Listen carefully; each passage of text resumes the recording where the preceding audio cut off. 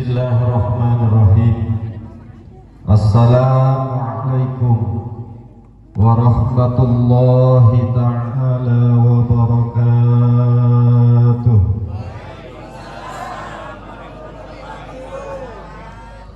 Alhamdulillahi wahdah, salatan wa salaman ala rasulillah Sayyidina wa maulana Muhammadin ibni Abdillah wa ala alihi wa ashabihi al-mujahidina linailis sa'adati wan najah.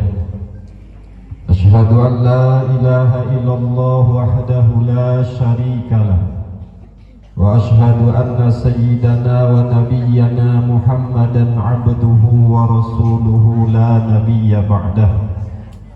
Allahumma fassalli wa sallim ala sayyidina wa habibina wa syafi'ina wa maulana Muhammadin wa ala alihi wa sahbihi ajma'in. Subhanaka la ilma lana illa ma 'allamtana innaka antal alimul hakim. Rabbi shrah li sadri wa yassir li amri wahlul 'uqdatam min lisani yafqahu qawli bi rahmatika ya arhamar rahimin. Amma ba'du. Faqad qala Allah ta'ala fi kitabihil karim, ay huwa asdaqul qailin. A'udzu billahi minasy syaithanir rajim. Wa in ta'adzana rabbukum la in syakartum la azidannakum wa la in kafartum inna 'adzabi lasyadid. Wa qala ta'ala fi ayatin ukhra, innaka la'ala khuluqin 'adzim. Wa qala an-nabiy sallallahu alaihi wasallam, ikmalul mu'minina ahsanuhum khuluqan. Sadaqallahul azim wa sadaqa rasuluhun nabiyyu habibul karim wa nahnu ala dhalika minasy syahidin wasyakirin walhamdulillahi rabbil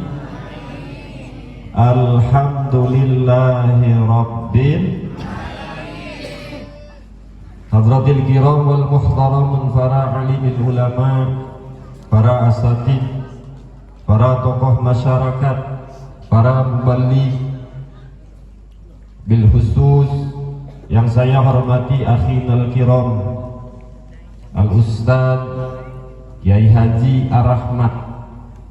Kalau saya biasa manggil Akang Haji, Pak. Kenapa saya manggil Akang Haji? Karena usianya tuaan beliau, cuman beda 2 hari. Dan beliau itu rekan saya di Popong waktu dulu. Kalau bahasa kata orang sekarang mah soulmate. Kemana-mana berdua kayak biji karet. Tapi walaupun satu atap, satu guru, satu ruangan, satu seperjuangan, tapi beda nasib, Pak. Beda nasib. Kalau beliau jadi kiai, saya masih jadi kuli. Kalau beliau sudah berangkat ibadah haji, saya mah cuma datang ke rumah Pak Haji. Beliau punya istri setia, saya punya istri namanya Anita. Jadi beda nasib semua. Mudah-mudahan guru kita semuanya yang hadir di haflah mubarakah ini, mudah-mudahan Allah Subhanahu wa taala berkahkan. Berkah umur, berkah rezeki, berkah anak, berkah keluarga. Mudah-mudahan semua selalu ada dalam lindungan Allah Subhanahu wa ta'ala. Dan yang saya hormati segenap aparatur pemerintah, dari mulai atasan sampai bawahan. Kalau pemerintah, kalau pejabat itu nggak dinilai atas bawah, sama-sama rata, karena sama-sama penting. Benar? Kira-kira kalau ibu-ibu cuman pakai bawahan nggak pakai atasan, kira-kira gimana? Bener? Kalau hanya pakai atasan kagak pakai bawahan, kira-kira melompong. Artinya pejabat apapun jabatannya, sama-sama ada kemanfaatan, sama-sama dibutuhkan. dibutuhkan. Mudah-mudahan pemimpin-pemimpin kita, pejabat-pejabat kita menjadi pejabat yang adil dan amanah. Kenapa saya katakan? Karena tidak sedikit pemimpin di zaman sekarang, Pak. Mereka hanya mementingkan diri pribadi, benar. Mereka hanya mementingkan golongannya. Mereka hanya mementingkan tim sukses. Benar. Biasanya kalau tim sukses, kalau kepala desa dibuat jadi sekdes. Benar? Nggak jadi sekdes, apa lagi? Kesrah, benar? Artinya para pejabat itu, tidak sedikit pejabat yang mementingkan diri pribadi daripada mementingkan masyarakat dan rakyatnya. Cocok tuh, Bu? Kalau cek bahasa Sunda mah munabeh manabeh ngampar mah ngampar musebeh masebeh nulapar mah. Benar, Pak? Oh, apalagi sekarang mau musim pilkada, Pak. Bentar lagi banyak yang belusukan minta dukung, udah jadi, Pak, nggak mau turun. Benar.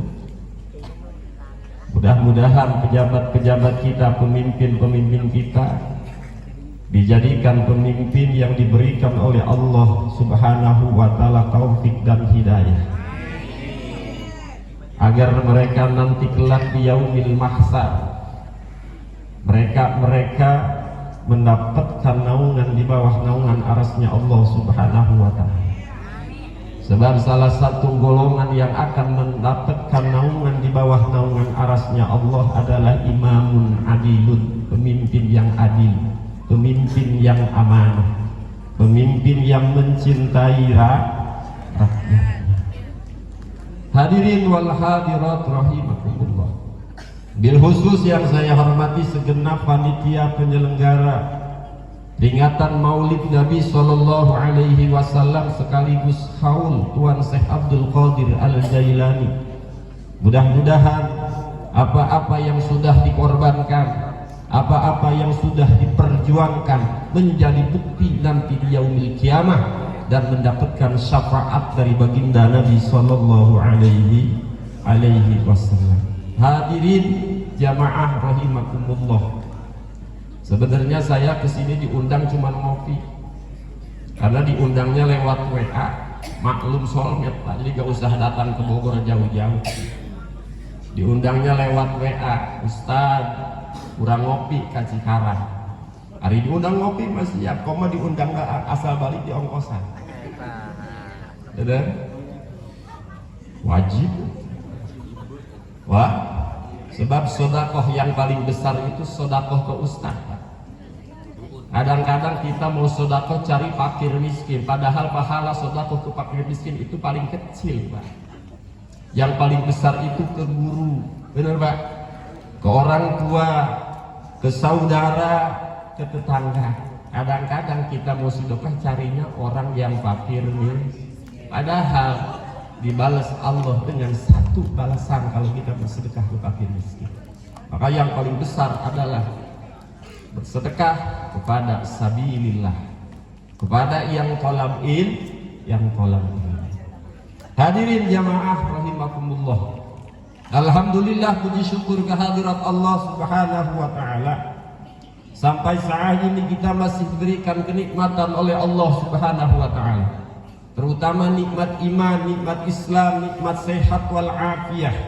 Kenapa saya katakan nikmat Islam, nikmat iman di awal? Karena nikmat iman adalah nikmat yang paling besar di antara nikmat-nikmat Allah yang lainnya. Karena manusia itu terbagi kepada 4 golongan. Yang pertama ada golongan manusia yuladu mu'minan wa yahya mu'minan wa yamutu mu'minan. Ada yang dilahirkan menjadi seorang mukmin, ketika hidup besar dari seorang mukmin, meninggal pun dalam keadaan beriman kepada Allah Subhanahu wa ta'ala. Siapa? Yaitu para rasul dan para nabi. Mereka itu dilahirkan menjadi seorang mukmin, hidup besar menjadi seorang mukmin, mati pun membawa iman. Maka kita berdoa kepada Allah, mudah-mudahan kita tergolongkan golongan orang-orang yang mati membawa iman. Hadirin jamaah rahimakumullah. Yang kedua, ada golongan manusia yuladu mu'minan wa yahya mu'minan wa yamutu kafiran. Ada yang dilahirkan dalam keadaan mukmin, besar hidup dalam keadaan mukmin, akan tetapi mati dalam keadaan kafir. Na'udzubillahi min. Kita sering dengar kisah-kisah lama. Ada seorang yang dulunya beriman, hidup besar beriman, bahkan di lingkungan orang-orang yang beriman, akan tetapi mereka itu mati dalam keadaan su'ul khatimah. Kita sering dengar kisah kibar siswa Bal'am bin Ba'urah. Mereka adalah seorang walinya Allah, seorang para ulama, akan tetapi meninggal dalam keadaan su'ul khatimah. Kenapa? Ini menjadi pelajaran bagi kita. Karena Allah Subhanahu wa ta'ala tidak melihat kepada hambanya di awal tapi di akhir. Bisa jadi kita ini sekarang beriman kepada Allah, kita rajin beribadah kepada Allah, kita rajin bersolawat, kita rajin bersedekah. Bisa jadi di akhir hayat kita mati dalam keadaan su'ul khatimah. Begitu juga sebaliknya. Ketika ada seorang yang tidak beriman kepada Allah, mereka tidak taat kepada Allah, mereka tidak beribadah kepada Allah, akan tetapi maut dalam keadaan beriman. Maka kita sebagai manusia harus saling menghargai dan saling menghormati. Sebagaimana pesan Tuan Syekh Abdul Qadir Al-Jailani, kata Tuan Syekh Abdul Qadir Al-Jailani, "Idza laqaita ahadan minkum", jika kalian bertemu dari salah satu kalian, maka lihatlah keutamaan, lihatlah kelebihan, lihatlah keunggulan dari mereka. Betul? Kadang-kadang Pak, kita lihat orang yang susah kita hinakan. Kadang-kadang kita tahu orang itu bodoh kita hinakan. Betul? Kadang-kadang kita tahu ada pemulung kita hinakan. Padahal Allah Subhanahu wa ta'ala merahasiakan aulianya di antara manusia. Bisa jadi pada malam hari ini ada aulianya Allah. Bisa jadi pada malam hari ini ada kekasihnya Allah Subhanahu wa ta'ala. Karena kekasihnya Allah yaitu rahasia bainan nas, di antara manusia. Maka tadi kata si Abdul Qadir Al-Jailani, ketika kita berjumpa dengan siapapun, kita jangan anggap remeh orang lain, tapi lihat kelebihan, lihat keutamaannya, lihat keunggulannya. Jika kita bertemu dengan seorang anak kecil, Pak, anak kecil itu bahkan lebih mulia daripada kita. Kenapa? Anak kecil dianggap mulia. Usia anak kecil 5 tahun, 6 tahun, 15 tahun. Hidup mereka baru seumur jagung, Pak. Ketika berbuat dosa pun masih kehitung dosanya, benar. Kalau kita yang berusia 70 tahun, bahkan ada yang usia 100 tahun, kalau kita hitung dosa kita, lebih banyak dosa kita apa dosa anak kecil. Berarti anak kecil itu lebih unggul daripada kita sebagai orang tua. Maka jangan ngapain. Ada satu keterangan ketika kita ingin menjadi seorang walinya Allah Subhanahu wa ta'ala, maka lihatlah pekerjaan anak kecil. Apa yang dilakukan anak kecil, Pak? Mereka itu tidak pusing dengan rizki Allah Subhanahu wa ta'ala, betul? Kalau kita mah pusing, Pak. Benar? Mau bayaran sekolah kita bingung, Pak. Mau cicilan motor kita bingung, mau jajan anak kita bingung. Padahal jelas-jelas Nabi Ibrahim alaihissalam mendapatkan gelar Khalilullah, mendapatkan gelar kekasihnya Allah Subhanahu wa ta'ala, itu tidak semata-mata Allah berikan dengan cuma-cuma. Nabi Ibrahim pernah ditanya, bi ayyi syai'in ittakhadhakallahu khalilan. Ya Ibrahim, dengan sebab apa engkau mendapatkan gelar Khalilullah? Dengan sebab apa engkau mendapatkan gelar kekasihnya Allah Subhanahu wa ta'ala? Apa kata Nabi Ibrahim? Bisalasati asya'a.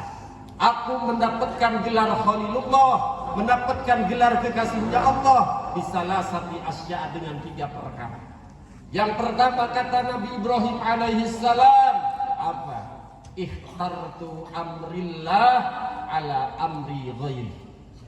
Nabi Ibrahim menjadi kekasihnya Allah karena Nabi Ibrahim lebih mengutamakan perintah Allah dari perintah-perintah yang lain. Betul? Kalau kita kira-kira ini malam ada pengajian di Majlis Nurul Falah. Kira-kira kalau ada panggilan dari kepala desa untuk cara mendapatkan BLT, mendapatkan bantuan, kira-kira hadir ke sini apa hadir ke desa? Desa. Pengajian mah ditinggal. Pengajian mah ditinggal. Makanya kita susah menjadi kekasihnya Allah Subhanahu wa taala karena kita sering mementingkan perintah-perintah lain daripada perintah Allah Subhanahu wa taala. Yang kedua, Nabi Ibrahim alaihissalam mendapatkan gelar Khalilullah. Apa? Wa man tasama bima takafalallahu li.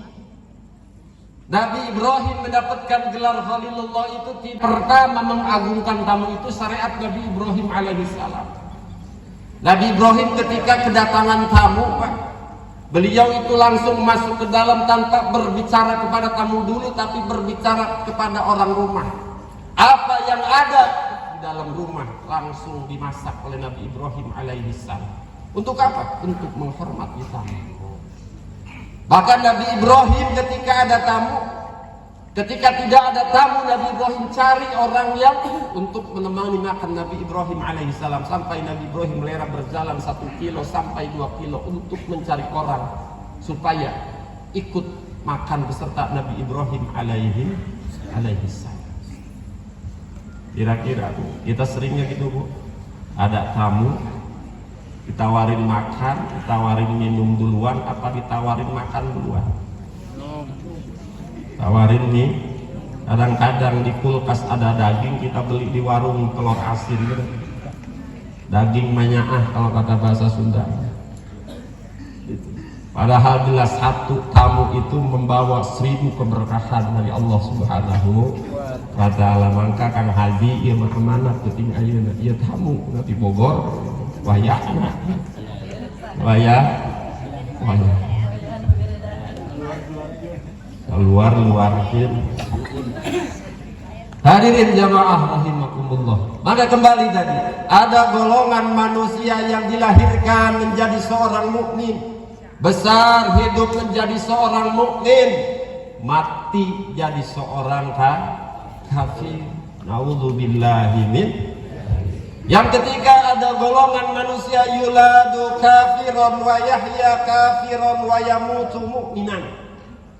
Yang ketiga ada golongan manusia yang dilahirkan menjadi seorang kafir, dibesarkan dalam lingkungan kafir, hidup menjadi seorang kafir, tapi mati dalam keadaan beriman kepada Allah Subhanahu wa ta'ala. Yang keempat, yuladu kafiron wa yahya kafiron wa yamutu kafiron. Yang keempat, ada golongan manusia yang dilahirkan menjadi seorang kafir, besar menjadi seorang kafir, mati pun menjadi seorang kafir. Siapa? Abu Lahab, Abu Jahal, Abu. Mereka itu lahir dalam keadaan kafir, besar dalam keadaan kafir, mati pun dalam keadaan kafir. Walaupun Abu Lahab mendapatkan keringanan siksa kubur oleh Allah Subhanahu wa taala karena mengagungkan kelahirannya baginda Nabi sallallahu alaihi wasallam. Orang kafir saja ketika mengagungkan bahagia terhadap kelahiran baginda Nabi, Allah ringankan siksaannya. Apalagi kita sebagai umatnya. Ketika kita senang dengan kelahiran baginda Nabi, kita mengadakan acara peringatan Maulid Nabi, membaca Maulid Nabi sallallahu alaihi wasallam, maka kita akan lebih dari apa yang didapat oleh Abu Jahal, yang didapat oleh Abu Lahab. Kita akan mendapatkan syafaat baginda Nabi Sallallahu Alaihi Wasallam. Maka ada satu kisah di dalam kitab Mi'anatul Talibin. Ada seorang anak muda di kota Basrah. Anak muda ini pekerjaannya bermaksiat kepada Allah Subhanahu wa Ta'ala. Tidak pernah melaksanakan ibadah kepada Allah Subhanahu wa Ta'ala. Akan tetapi ketika datang bulan Rabiul Awal, datang bulan Maulid, ghasala siyabahu. Ini anak muda mencuci pakaiannya, memakai wangi-wangian, memakai baju-baju yang bagus. Karena apa? Karena mengagungkan kelahiran baginda Nabi Sallallahu Alaihi Wasallam. Bahkan orang Basrah ini menganggap rendah terhadap anak muda tersebut karena kelakuannya itu musyrikun, selalu bermaksiat kepada Allah Subhanahu wa Ta'ala. Orang-orang Basrah menganggap rendah, menganggap hina terhadap anak muda tersebut. Akan tetapi ketika anak muda wafat, ketika anak muda itu meninggal, ada suara hatib. Apa suara hatib tersebut? Ya ahlal Basrah. Kata suara hatib tersebut, hei ahli Basrah, uhduru wa syahidu awliya min awliya illah. Kata suara hatib tersebut, hei orang-orang Basrah, saksikan oleh kalian, datangilah oleh kalian kekasihku, jenazah kekasihku dari kekasihnya kami, Allah.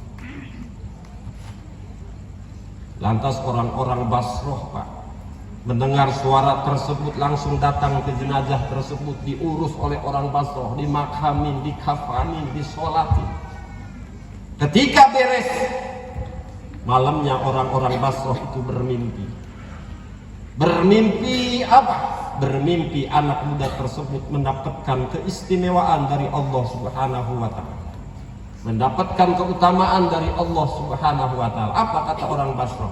Sebab apa engkau mendapatkan kemuliaan dari Allah Subhanahu wa Ta'ala? Sebab dengan mengagungkan maulid Nabi Sallallahu Alaihi Wasallam. Mudah-mudahan kita semua tergolong umat Nabi Muhammad Sallallahu Alaihi Wasallam. Hadirin jamaah rahimakumullah.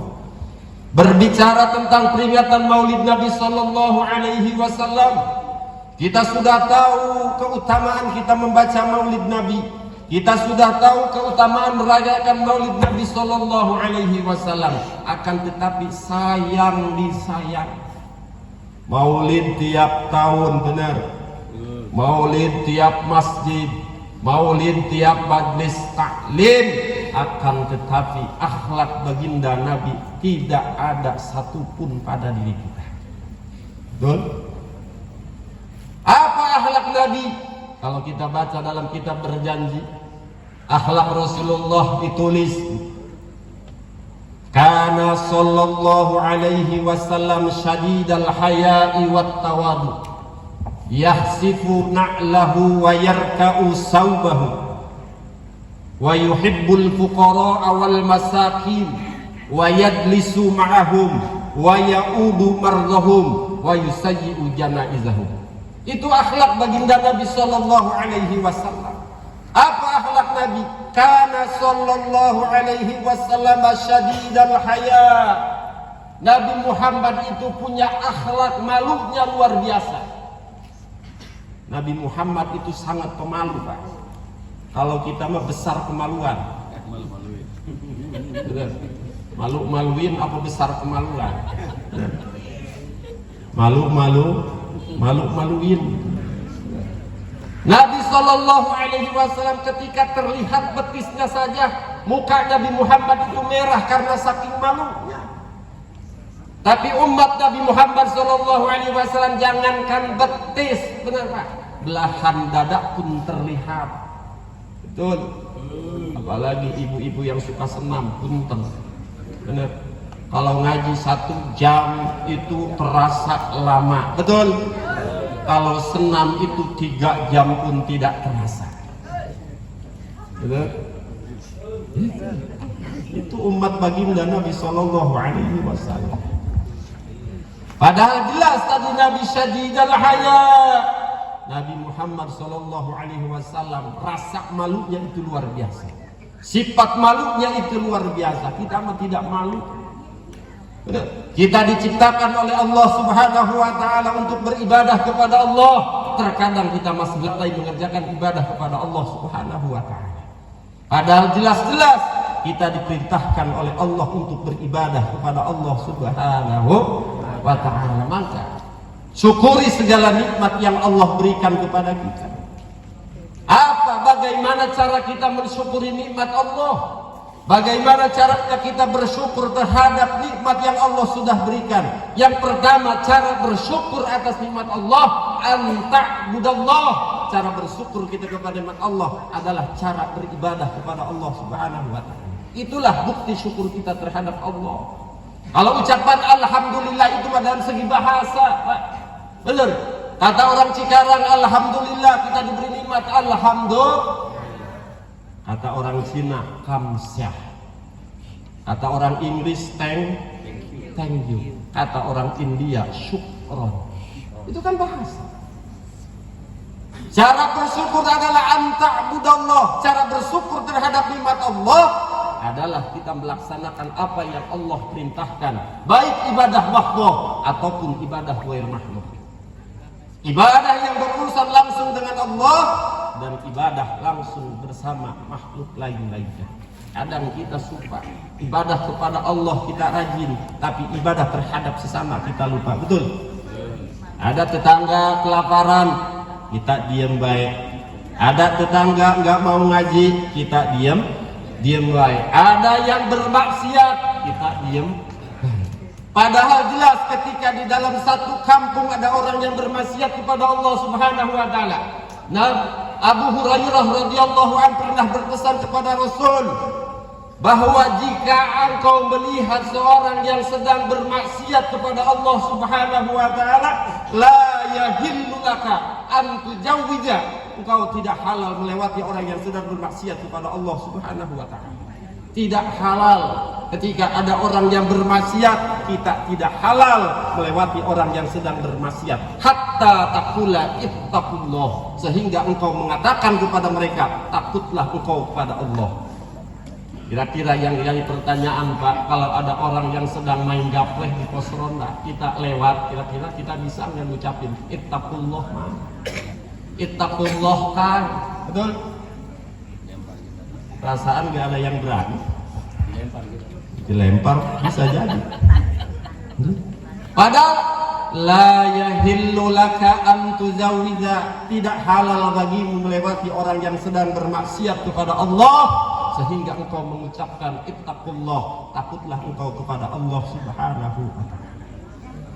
Apalagi di satu kampung itu ada orang yang meninggalkan sholat, betul? Karena orang yang meninggalkan sholat itu bahayanya bukan hanya diri pribadi, bukan hanya untuk dirinya sendiri, tapi kata Rasul, bahayanya orang yang meninggalkan sholat, keburukan orang yang meninggalkan sholat berdampak kepada 70 min ahlihi wa jiranihi, berdampak kepada 7 ahli keluarga kita, berdampak kepada 70 tetangga kita. Itu keburukan orang yang meninggalkan sholat. Maka yuk kita sama-sama berdakwah. Dakwah itu bukan tugas kiai, bukan tugas ustaz. Dakwah itu tugas kita semua, mengajak kepada kebaikan, mengajak kepada kalimat la ilaha illallah. Maka kata Rasul, jaddidu imanakum biqauli la ilaha illallah. La ilaha illallah, la ilaha illallah, la ilaha illallah, Muhammadur Rasulullah. La ilaha illallah, la ilaha illallah, la ilaha illallah, Muhammadur Rasulullah.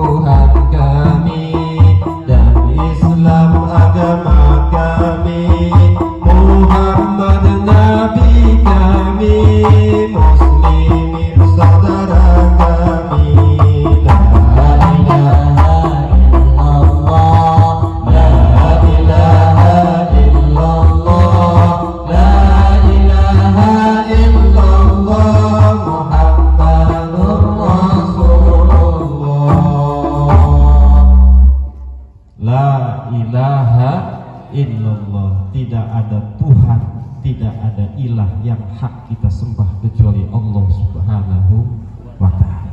Karena ilah itu banyak, Pak. Tuhan itu banyak.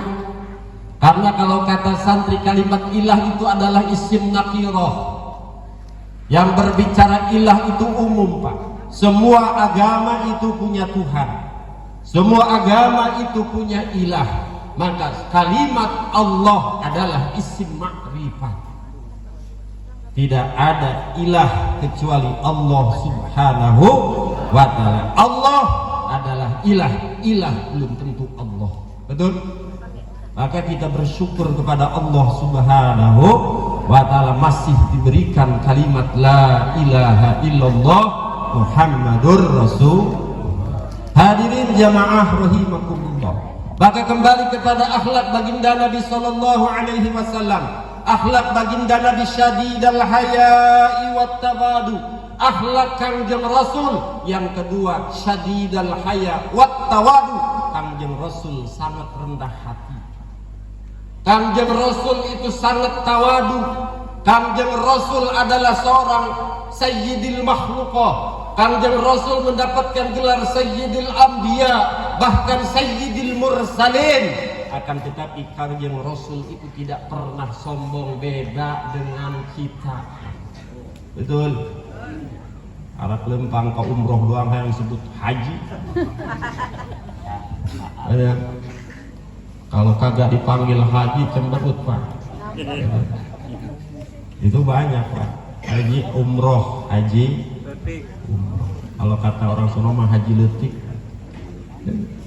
Kadang kita seperti itu, Pak. Kita merasa bangga dengan ilmu kita. Kita merasa bangga dengan jabatan kita. Kita bangga dengan harta-harta kita. Padahal Rasulullah tidak mencontohkan akhlak seperti itu. Rasul itu sangat rendah hati. Adam boro-boro aingnya paatan siang. Boro-boro aku memberikan syafaat kepada kalian.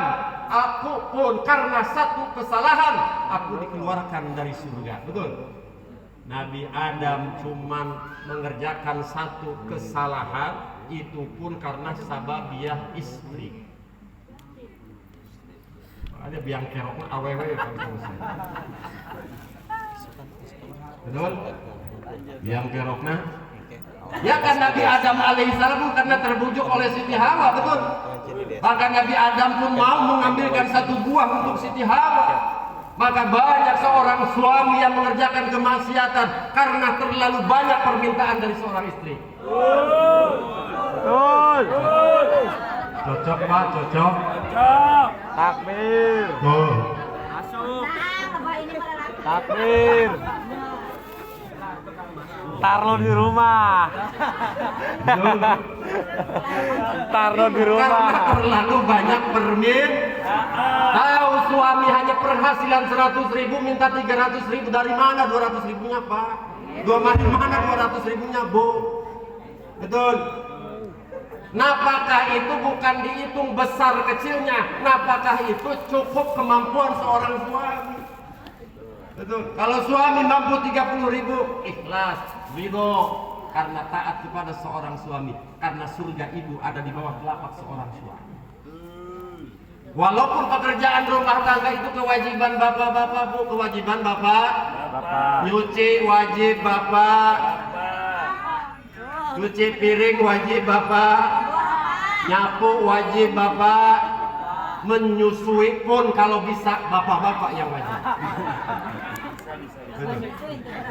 Tapi kalau semua dikerjakan oleh suami, lantas pahala apa yang ibu akan dapatkan?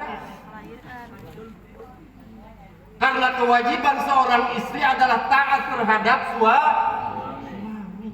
Cukup taat terhadap suami, maka Allah jamin surga. Betul? Jadi mah hayang ka surga kuat ari kana salapi beberong bae. Mau mah masuk surga kepada suami meloto, kurang duit melot. Betul? Maka kembali tadi, kita cintai para alimil ulama.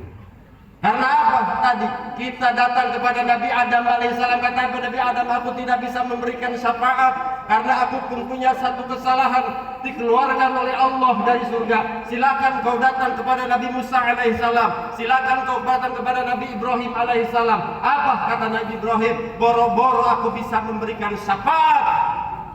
Aku pun waktu di alam dunia, aku pun waktu itu pernah berdusta kepada Allah Subhanahu wa Ta'ala.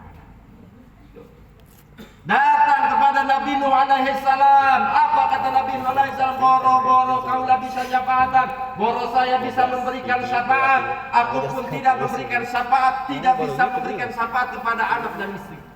Betul. Nabi Nuh alaihi salam punya anak namanya Kan'an.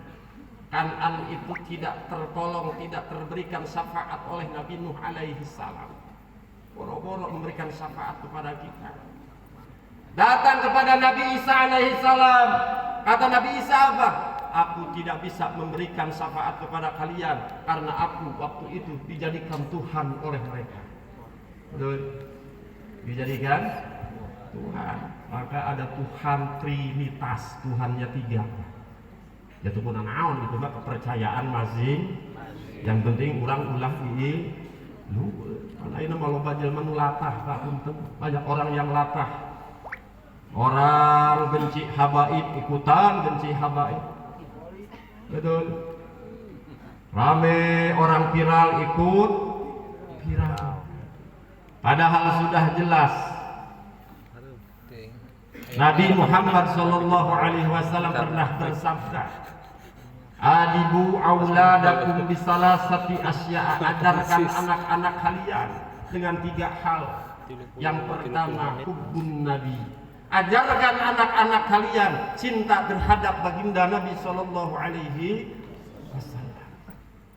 Maka kewajiban kita sebagai orang tua mendidik anak untuk mencintai baginda Nabi Sallallahu Alaihi Wasallam. Yang kedua, hubbu ahli, hubbu zuriyati.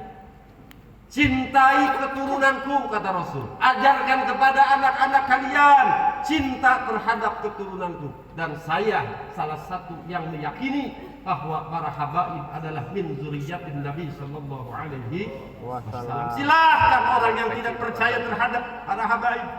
Silakan ada orang yang tidak percaya terhadap zuriyahnya Nabi. Itu hak mereka, betul? Hak mereka, silahkan. Tapi kita jangan ikut terprovokasi. Cintailah para alimil ulama, cintailah para habaib, karena habaib adalah min zuriyati baginda Nabi Sallallahu Alaihi Wasallam. Yang ketiga, cintai ahlul Quran, cintai orang-orang yang rajin membaca Al-Quran. Mohon maaf, kadang-kadang kita cuma rajin menghafal Al-Quran, betul? Di mana-mana banyak pesantren tahfidz Al-Quran, betul? Padahal orang yang mengamalkan Al-Quran itu bukan orang yang hafal Al-Quran 30, juz 10, juz 20. Akan tetapi yang disebut ahlul Quran, yaitu orang yang membaca Al-Quran, mengamalkan isi kandungan Al-Quran. Maka itulah didik kepada anak-anak. Hadirin jamaah rahimakumullah. Tadi kata Nabi Isa alaihi salam, apa kata Nabi Isa? Aku tidak memberikan syafaat kepada kalian, akan tetapi aku mau bertanya kepada kalian. Kata Nabi Isa alaihi salam. Apa yang ditanyakan oleh Nabi Isa alaihi salam kepada kita nanti di yaumil mahsyar? Kata Nabi Isa alaihi salam, ketika engkau mempunyai uang di dalam kantong, ketika kantong tersebut terikat, apakah kalian bisa mengambil uang tersebut di dalam kantong? Kira-kira kalau kita ada uang di dalam kantong, kantong kita terikat, kita bisa ngambil uang kagak Pak? Bisa kalau belum dibuka tali. Maka kata Nabi Isa alaihi salam, yang menjadi pengikat para rasul, yang menjadi pengikat para nabi adalah baginda Nabi Sallallahu Alaihi Wasallam. Maka datanglah kita kepada baginda Nabi Sallallahu Alaihi Wasallam, dan Nabi langsung sujud kepada Allah Subhanahu Wa Taala. Disitulah pertama dibuka persidangan di akhirat. Betul? Bukan berarti hukum Allah itu dibebankan kepada Nabi Muhammad. Akan tetapi dengan sabab syafaatnya baginda Nabi Sallallahu Alaihi Wasallam yang hak masuk ke dalam neraka, insya Allah ketika Nabi Muhammad memberikan syafaatnya, kita akan dimasukkan ke dalam surganya Allah Subhanahu wa Ta'ala.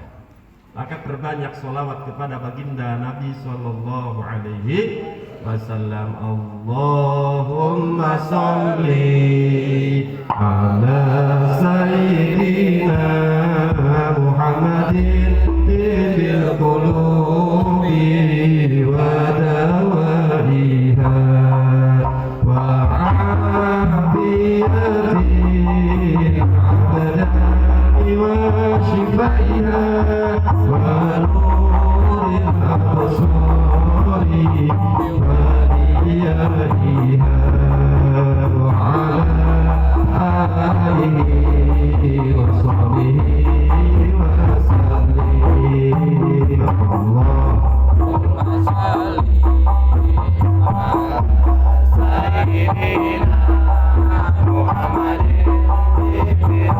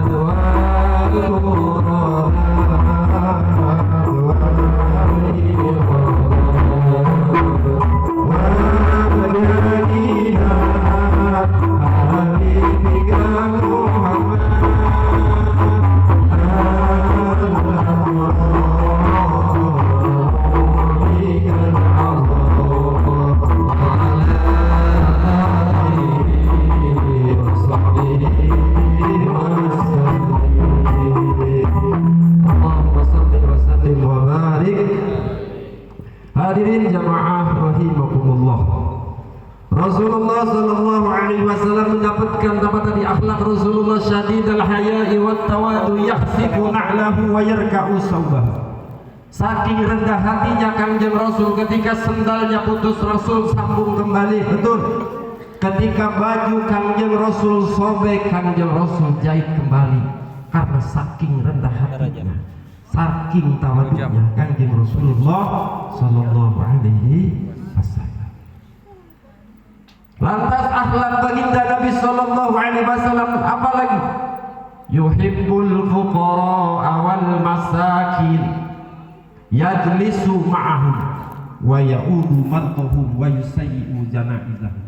Rasul itu sangat mencintai fakir miskin.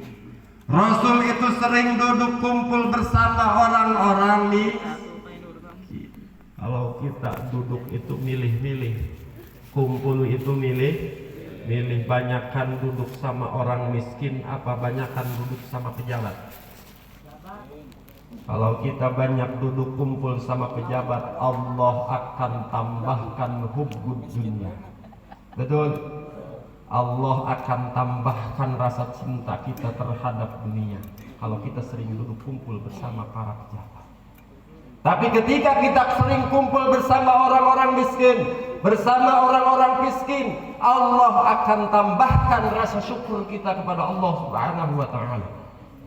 Kadang-kadang kita sering salah. Kalau kita lihat perkara dunia, kita lihatnya orang yang atas, betul. Tapi ketika kita lihat perkara ibadah, perkara amal soleh, kita lihat yang paling rendah, betul. Kita sering melihat perkara dunia itu kepada orang yang lebih tinggi dunianya. Maka ketika kita melihat orang yang lebih tinggi dalam perkara dunia, maka Allah Subhanahu wa ta'ala akan memberikan tambah rasa mahabbah kita terhadap dunia. Allah akan berikan tambah hubud dunia terhadap dunia. Apa itu hubud dunia? Hubul mal, hubur riasah, cinta terhadap harta, cinta terhadap jabatan. Itu termasuk hubud dunia. Betul. Maka kalau kita kumpul harus sering kumpul bersama orang-orang fakir miskin. Supaya apa? Supaya tambah syukur kita kepada Allah Subhanahu wa ta'ala. Wa yajlisu ma'ahum wa ya'udu mardahum. Ketika ada fakir miskin yang sakit, maka Rasul yang pertama menjenguk orang sakit tersebut. Wa yusayyi'u janaizahum. Ketika ada fakir miskin yang meninggal, Rasul yang langsung mengurus jenazah tersebut. Rasa-rasaan dari mulai presiden sampai bapak RT, kira-kira yang ngurus jenazah itu para pejabat apa para kiai? Para kiai. Padahal tadi Rasul adalah seorang pejabat tinggi, tapi Rasul rela berkorban mengurusi jenazah orang-orang miskin. Tidak ada pejabat yang rela memandikan jenazah, betul? Maka tadi contoh akhlak baginda Nabi sallallahu alaihi wasallam, ikmalul mu'minina ahsanuhum khuluqan. Kesempurnaan iman seseorang tergantung akhlak budi pekerti yang baik yang akan menjadikan kita sebagai mukmin yang sejati, mukmin yang sejati. Tidak hanya jadi Islam KTP. Sekarang mah banyak ngaku Islam, KTP Islam, akte tanah Islam, surat nikah Islam, surat kendaraan Islam. Padahal Islam dalam kitab Safinatun Najah, Islam itu al-inqiyad lil ahkam syar'iyyah. Dalam kitab Kasyifatus saja, Islam itu adalah al-inqiyad lil ahkam syar'iyyah, mengikuti patuh terhadap hukum-hukum syariat Islam. Apa yang Islam syariatkan kita laksanakan. Apa yang Islam perintahkan kita laksanakan. Apa yang Islam melarang kita tinggalkan. Insya Allah kita akan menjadi Islam yang sejati, yang akan kelak nanti kita diberikan pahala oleh Allah Subhanahu wa ta'ala, yaitu surganya Allah Subhanahu wa ta'ala. Hadirin jamaah rahimakumullah, mudah-mudahan perkumpulan kita di malam hari ini menjadikan asbab kita dikumpulkan bersama Rasulullah Sallallahu Alaihi Wasallam, dan mudah-mudahan dengan asbab kita kumpul di sini Allah Subhanahu Wa Taala mengampunkan dosa-dosa kita.